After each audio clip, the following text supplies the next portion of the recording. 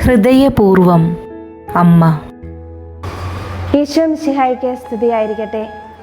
ഈശോയിൽ സ്നേഹം നിറഞ്ഞ സഹോദരങ്ങളെ, പരിശുദ്ധ അമ്മയുടെ വിമല ഹൃദയ തിരുനാളിനായി നാം ഏവരും ഒരുങ്ങിക്കൊണ്ടിരിക്കുമ്പോൾ വിശുദ്ധ ലൂക്കായുടെ സുവിശേഷം 1-ാം അധ്യായം 51-ാം വാക്യത്തിലെ ഒരു വരി നമുക്കൊന്ന് ധ്യാനിക്കാം. ഹൃദയവിചാരത്തിൽ അഹങ്കരിക്കുന്നവരെ ദൈവം ചിതറിച്ചു. എന്താണ് അഹങ്കാരം? അത് നമ്മുടെ പ്രവൃത്തിയേക്കാൾ ഉപരി നമ്മുടെ ഹൃദയത്തിൻ്റെ ഒരു മനോഭാവമാണ്. മറ്റെല്ലാറ്റിനെയും ദൈവത്തെയും കാൾ നമ്മെ തന്നെ ഉയർത്തിപ്പിടിച്ചു നിൽക്കുന്ന അവസ്ഥയാണത്. മൂലപാപങ്ങളിൽ 1-ാം സ്ഥാനം നേടിയ അഹങ്കാരം നമ്മുടെ ആത്മീയ ജീവിതത്തെ എത്രമാത്രം തകർക്കുമെന്ന് നാം ചിന്തിക്കണം. പുണ്യത്തിൽ ഉത്തരോത്തരം വളർന്നുകൊണ്ടിരിക്കുന്ന ഒരു വ്യക്തിയുടെ ഉള്ളിൻ്റെ ഉള്ളിൽ അഹങ്കാരത്തിൻ്റെ ഒരു ചെറു കണിക വന്നാൽ അവിടെ അയാളുടെ തകർച്ച ആരംഭിച്ചു കഴിഞ്ഞു. അതിനാൽ എളിമ നമുക്ക് അഭ്യസിക്കാം.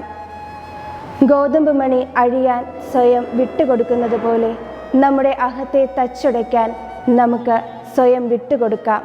പുണ്യങ്ങളുടെ റാണി എളിമയാണെങ്കിൽ എളിമയുടെ നിറകുടമാണ് പരിശുദ്ധ അമ്മ. നസ്രത്തിൽ ആരാരും അറിയപ്പെടാൻ ആഗ്രഹിക്കാതെ ദൈവപുത്രൻ്റെ അമ്മയാകുവാൻ ഭാഗ്യം ലഭിക്കുന്ന സ്ത്രീയുടെ ദാസിയായി കഴിഞ്ഞുകൂടുവാൻ ആഗ്രഹിച്ച പരിശുദ്ധ മറിയം തന്നെയാണ് ഇതിന് നമുക്ക് മാതൃക. അഹങ്കരിക്കുന്നവരെ ചിതറിക്കുന്ന ദൈവം എളിമപ്പെടുന്നവനെ അനുഗ്രഹിച്ചുയർത്തും എന്നത് തീർച്ചയാണ്. അതിനാൽ പരിശുദ്ധ അമ്മയോട് തന്നെ നമുക്ക് എളിമ അഭ്യസിക്കാനായി മാധ്യസ്ഥം യാചിക്കാം. ഇന്നത്തെ ദിനം മുഴുവൻ ഒരു സുഹൃത ജപം എന്നതുപോലെ ഈ ഈരടികൾ നമ്മുടെ മനസ്സിൽ ഉണ്ടായിരിക്കട്ടെ.